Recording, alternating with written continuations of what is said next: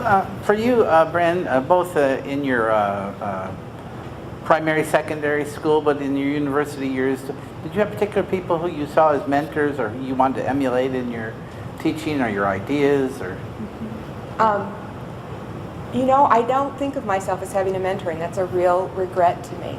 I don't know whether it's because all of the teachers were male and they didn't get as close to the female students. I certainly had wonderful teachers. I certainly had people who I learned a great deal from. Lee Griffin, do you remember Lee Griffin? Sure. Who sort of invented the notion of group rhetoric and movement rhetoric. I hold him very dear.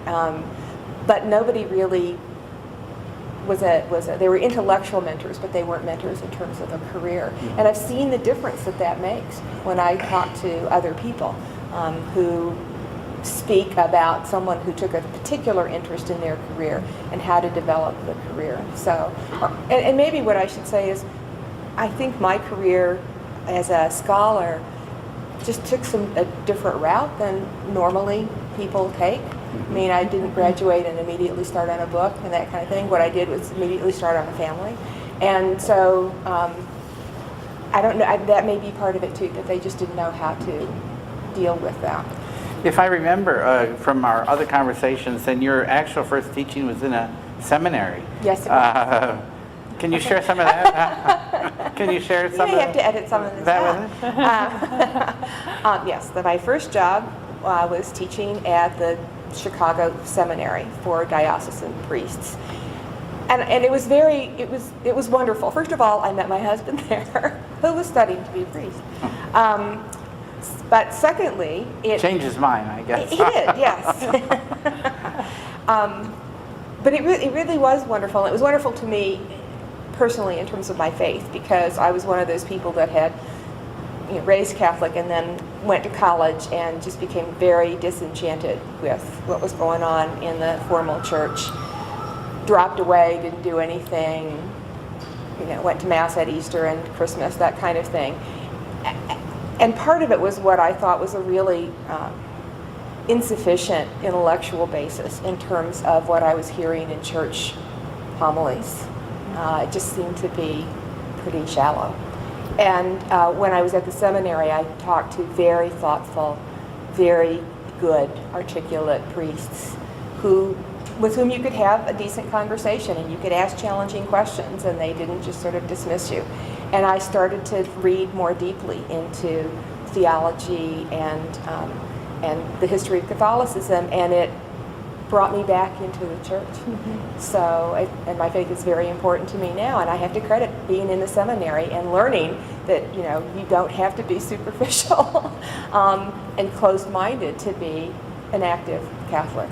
And so that's again something that's very special to me teaching at Loyola University. I'm surrounded by theologians and again people who take their faith seriously and who ask difficult questions, and I like that.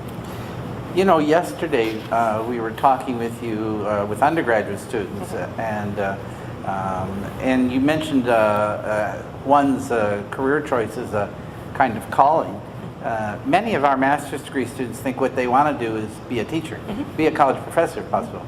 Could you talk a little bit about that, both the calling idea and why you still do that, why you're still excited by teaching? Sure. At Loyola, Chicago, and I think this is true across a number of Jesuit universities anyway, people have been starting to look at the word vocation and expand it beyond a religious calling. When I was growing up, vocation meant you wanted to be a nun or a priest. And now that word is increasingly being used to talk about whatever it is that you're called to do. So you may be called to be a veterinarian, you may be called to be a dentist, you may be called to be a teacher. And one of the definitions that they've been using is the intersection of your talents and the world's needs. So again, that notion of doing something meaningful, and it doesn't have to be medicine or teaching or social work or one of the obvious ones. It can be being called to be an accountant. But that notion that there really needs to be a personal connection between what you're doing and who you are, because that's the joy of doing it, and you will bring so much more to what it is that you do. I've always felt called to be a teacher ever since I was little. So as I said, I tried teaching in high school, and the only reason I didn't like teaching high school was the hall pass thing and having permission to go to the bathroom. That just seemed too restrictive. And I also wanted to learn more. And I would say that one of the things that's wonderful about being a college teacher in particular is that you can invent your own courses. If you're interested in something, if I'm interested in learning more about feminist film criticism, I get to say, I teach a class in it. I get to do that kind of research. And so that is part of what's continually renewing. I sometimes feel overworked, but I am never bored.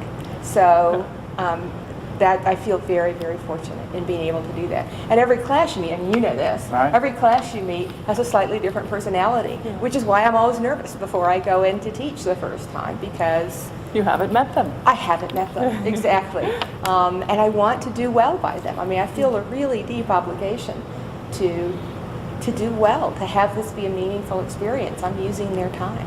So that's part of what keeps me energized and keeps me going and passionate about what I'm doing. I have